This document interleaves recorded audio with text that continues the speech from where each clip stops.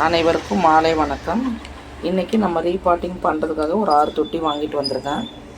என் சிஸ்டருடைய பையன் வாங்கி கொடுத்தான் செடின்னு சொன்னேன் இல்லைங்களா, அதுக்காக ஃபஸ்ட்டு மண்புழு உரம் போட்டிருக்கேன், அடுத்து மண்கலவை போட்டிருக்கேன், திருப்பியும் வந்து மண்புழு உரம், அடுத்து மண்கலவை போட்டு இந்த மாதிரி ரீபாட் பண்ணுற ஒவ்வொரு செடிங்களையும் நம்ம ஆல்ரெடி கலந்து வச்சுருக்கோம். மண்கலவையெல்லாம் எல்லாம் நம்ம செடிகளுக்கும் எப்படி கொடுப்போமோ அதே மாதிரி தான் மண்கலவை. ரீபாட்டிங் பண்ணியாச்சு. எல்லாமே வந்து புது தொட்டி வாங்கி செடிகளெல்லாம் பண்ணிட்டோம்.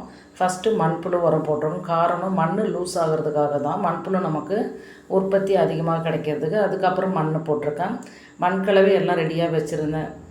எல்லா வீடியோஸ்லேயும் போட்ட மாதிரி அதே மண்கலவை தான். அதுக்கப்புறம் கொஞ்சம் மண்புழு உரம், மறுபடியும் மண், இப்படி போட்டு ரீபாட்டிங் பண்ணியிருக்கேன். நீங்களும் இந்த முறையில் ரீபாட்டிங் பண்ணி பாருங்கள். இது வந்து யூடியூபர் ஃப்ரெண்ட்ஸ்க்கு கொடுக்கறதுக்காக வச்சுருக்கேன். ஒரு செம்பருத்தி செடி சாண்டல் கலர், ஒரு துளசி செடி, ஒரு money plant.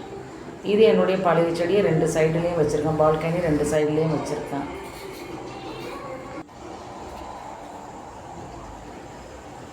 Thank you all. Support பண்ணுங்கள், சப்ஸ்கிரைப் பண்ணுங்கள், லைக் பண்ணுங்கள்.